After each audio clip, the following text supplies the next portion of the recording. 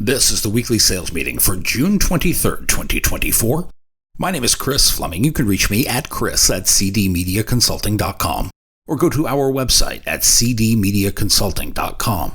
Today's topic, sales velocity. They said there would be no math in this job, but I have turned the whole thing into one big math problem. There is an equation for every selling scenario. They also told me there would be no science, but science can give us some answers to basic sales problems. Some of those scientific principles include inertia, momentum, and velocity. You could make an equation to represent what we do for a living and how we go about achieving our goals. Because these are scientific principles, they are the laws of the land. And because we are human, output variables depend on how hard we want to work to make it happen. But to be sure, nothing happens if we do not put in the work. The first scientific principle at work is the principle of inertia. This property of matter describes an object's resistance to change in its state of motion. In simpler terms, inertia is the tendency of an object to remain at rest if it is already at rest, or to continue moving in a straight line at a constant speed, that is, if it's already in motion, unless it is acted upon by an external force. For our benefit, we could look at it like this. If we stop working, it is easy for us to stay at rest than to exert the effort to restart.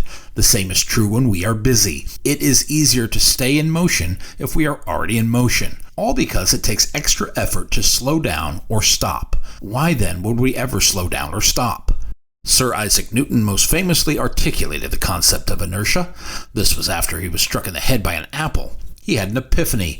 Call it the first law of motion. This law states an object at rest stays at rest, and an object in motion stays in motion with the same speed and in the same direction unless acted upon by an unbalanced external force. This means an object will not change its motion, either remain still or keep moving, unless a force causes it to do so. The amount of inertia an object has is directly related to its mass. The greater the mass, the greater the inertia, thus the greater the resistance to change in motion. Our momentum can continue to carry us if we are already moving. The same anti-momentum can work against us if we do not put ourselves in motion.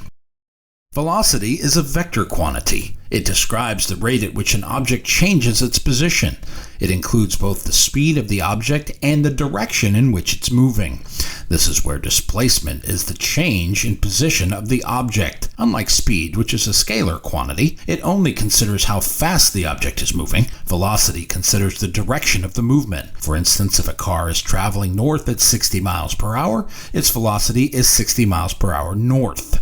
If it changes direction but maintains the same speed, its velocity changes due to the change in direction. Momentum is a fundamental concept in physics. It describes the quantity of motion an object has. It has both size and direction. The formula for momentum is mass times velocity. If we start with inertia, we can understand that motion and action lead to success. Inertia is the reason a stationary object does not spontaneously start moving, or a moving object does not stop or change direction without a force acting upon it. The amount of inertia we have is proportional to our mass. That is either how big we are or how big we act.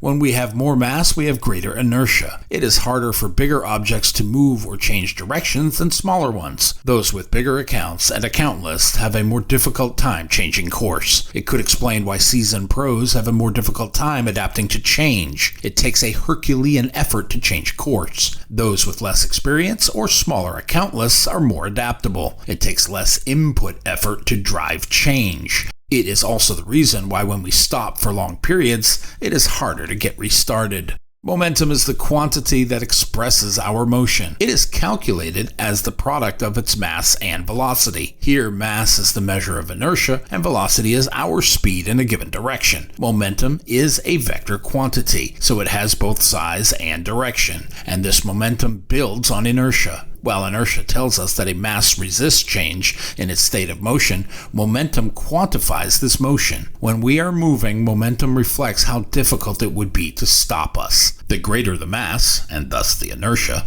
the higher the velocity. This means the greater the momentum. When we have our whole operation moving in a general direction with momentum, it is very difficult to slow us down. When it comes to a grinding halt, the opposite is true. It takes massive effort to restart this movement. Velocity is a key component of our momentum. It is defined as the rate in which we change our position. It is also a vector quantity. The variables are both speed and direction. When we talk about momentum, we are talking about velocity. Momentum is mass times velocity. Imagine a hockey puck sliding on ice. The puck's mass gives it inertia. It resists changes to its state of motion. When a player hits the puck, a force is applied. This force overcomes the puck's inertia. This is what causes it to move. This motion results in velocity. The puck's momentum is the product of its mass and this new velocity. If we delve deeper, we see that changes in velocity, acceleration, occur due to applied forces.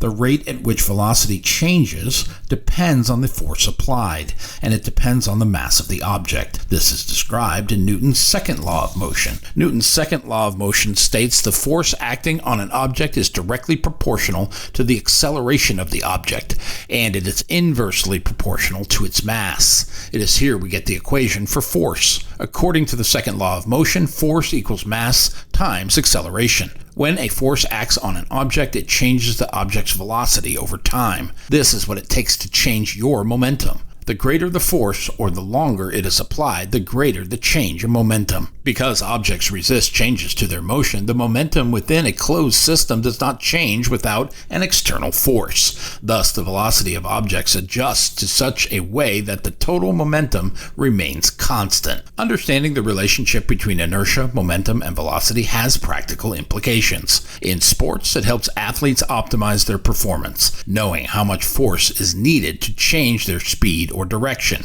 In selling, we don't often calculate the amount of effort it will take for us to change course. Inertia, momentum, and velocity are interlinked concepts that describe and govern motion. Inertia is the inherent resistance to change in motion due to mass. Momentum is the product of an object's mass and velocity. It quantifies how much motion it has and how difficult it is to change that motion. Velocity is the speed of the object in a specific direction. Through the application of force, inertia leads to changes in velocity. This creates and modifies momentum. Understanding these relationships allows us to predict and manipulate our selling motion. Inertia, momentum, and velocity are all scientific principles. The practical application of these principles can give us a calculation we call sales velocity. This is the measurement of the speed at which we generate revenue from our sales activities. It reflects how sales move through the pipeline and how they turn into revenue. Sales velocity helps us understand the efficiency and effectiveness of our sales teams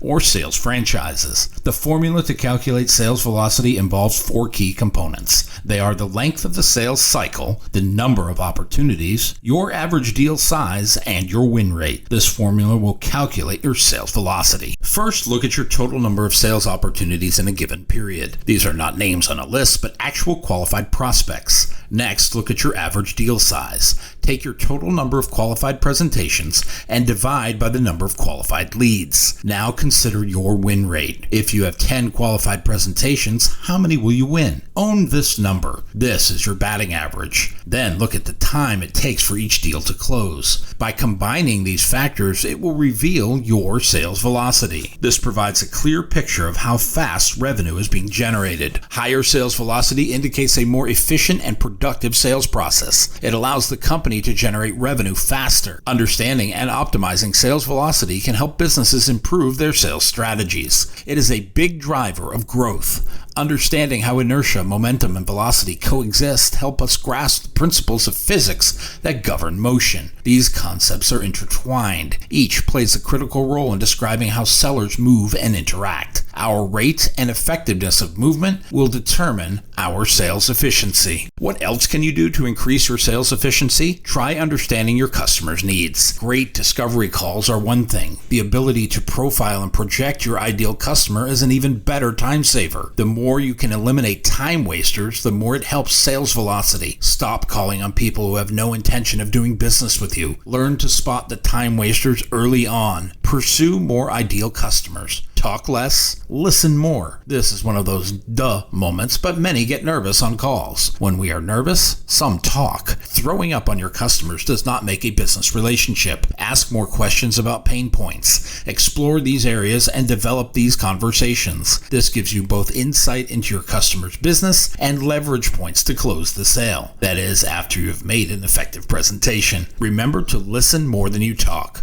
As Mark Twain told us, you have 2 ears and 1 mouth. Use this as the mathematical relationship between listening and talking. Follow up and follow through. I call these FUs. There is a fine line between persistent follow-up and stalking. The customer will let you know when you cross it. Until you have, keep at it, but have an effective technique. Use one that references those pain points. They are the ones revealed in the discovery. Address these and draw a map.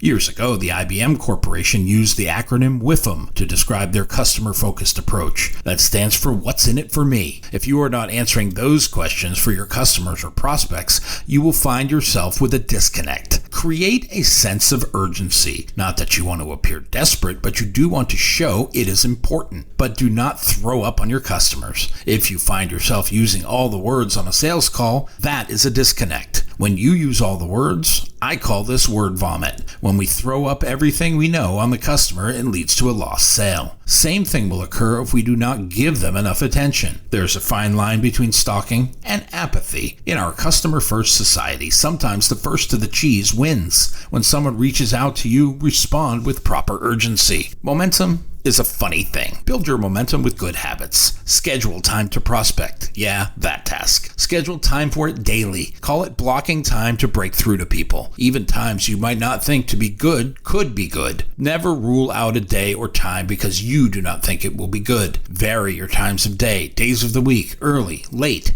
Pour the coffee and make the calls. Make the calls before you start your routine. Make early morning calls. You can come in early. It's okay. You can pick up the phone. Funny thing about scheduling prospecting calls early is you might actually make them. Any time after 7:30 is fair game. Service professionals may start even earlier than that. Create good habits. Our goal is 10 presentations each week. Who gave 10 presentations last week? Who gave 5? What was the difference? What was the result? Build your schedule to be effective and efficient. Start with the basics. Building blocks. Start your day with the mundane. Make goods and paperwork. Get it out of the way. Then clock time for prospecting. Who fits with our station best? Which product category makes the most sense for us? When you identify these product categories, call on everyone in the category. 2 things will happen. You will find yourself having the same conversation, and second, you will get better at this conversation. You may even break through more often, and this will create sales velocity. My new book, 21st Century Sales Success, is now available on Amazon.com. If you like what you have heard here today, please consider ordering a copy or 2. You can always send one to a friend. Go to cdmediaconsulting.com right now and follow the instructions to order.